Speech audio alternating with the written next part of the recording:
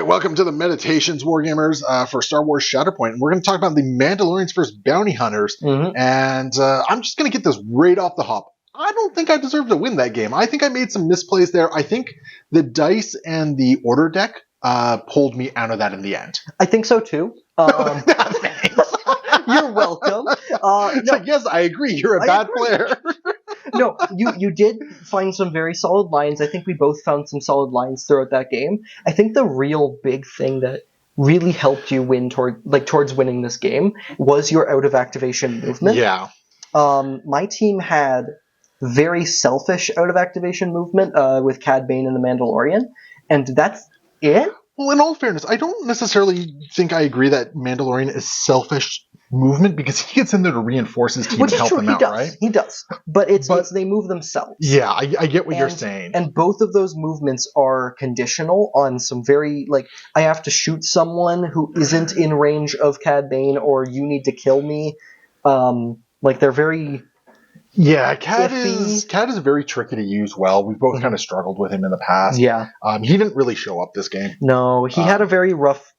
It's always rough when you have a primary kind of walk up, take a point, and then get smacked to death. Because, like the armor? Like the armorer. But we both had that the difference is the armorer should have been able to take that, but... Well, she took a fair few things.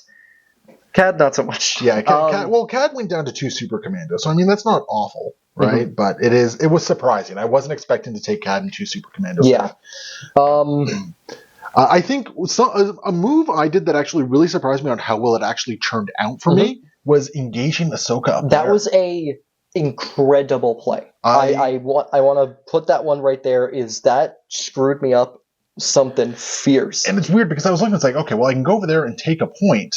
Or I can go over there and not take a point and, punch some guys and maybe do something. The fact that I happened to take out the bounty hunters on top of all that was incredible. It made my next 2 activations, Orsing and the bounty hunters, really, really one-sided. And Orsing already feels like a bad activation to begin with. I wanted her to do fun things this game, but it was over too quickly.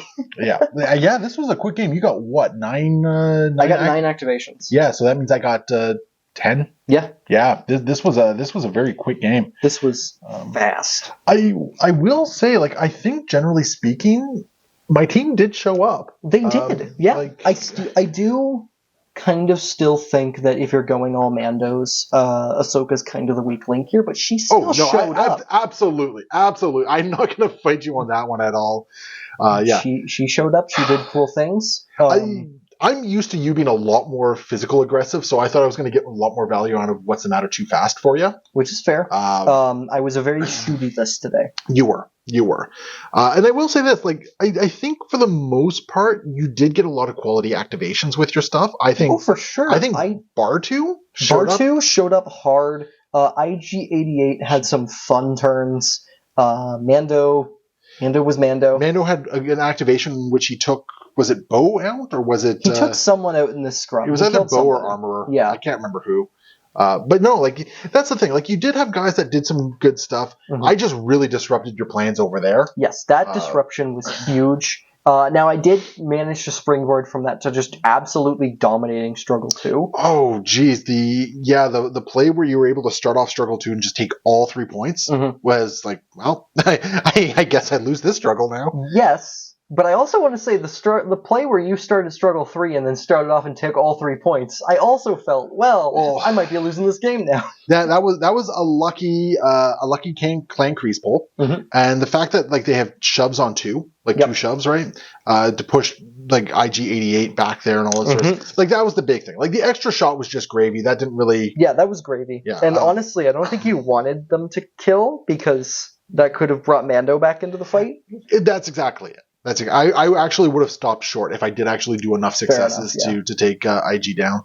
But yeah, it was the shoves that I needed over there. And I mean, if I wasn't able to shoot IG-88, I was just going to punch into bar 2. Yeah. Right? You had options.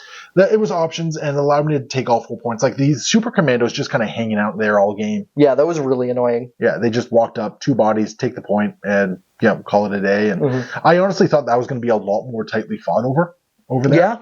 No, I kind of just left it because Struggle 2, it wasn't on Struggle 2, so it didn't matter, and then that was gone in a flash. Yeah.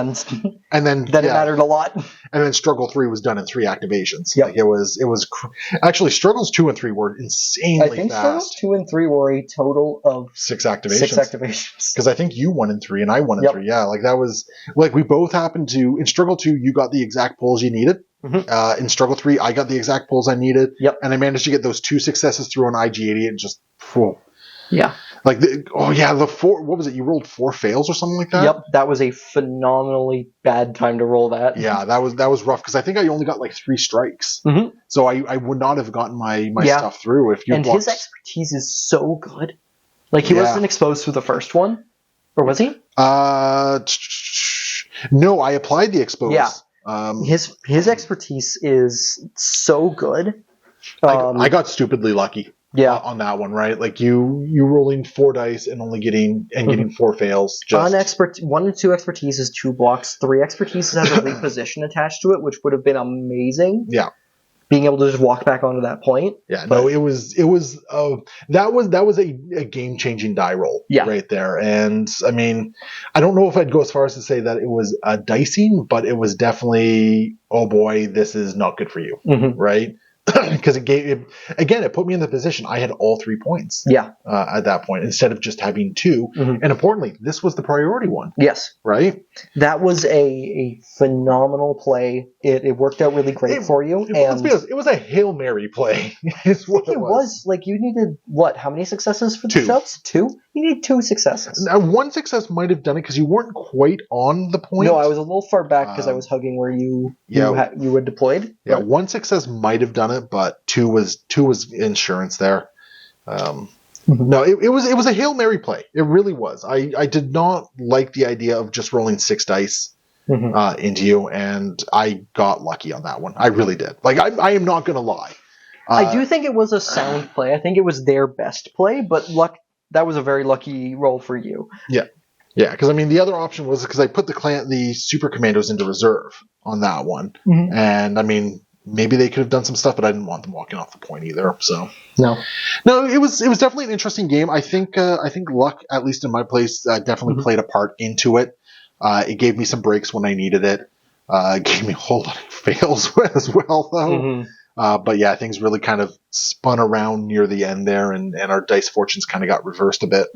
So there we go. But either way, as always, man, I have a great time playing with it. Oh, fantastic time! Looking forward to the next one. Yeah, and really looking forward to the new year when we start getting those the new boxes. Yes, so give me more Padawans. Yes, and Krennic and Death Trooper escorts and I want Jedis. 4 Death Troopers. Yes, all of them. So there we go. So anyway, guys, hopefully you enjoyed this. If there's not another video this year, I hope you have happy holidays, and we'll see you in the new year. Otherwise, hopefully we'll see you for the next video for the end of the year. Yeah. Happy wargaming.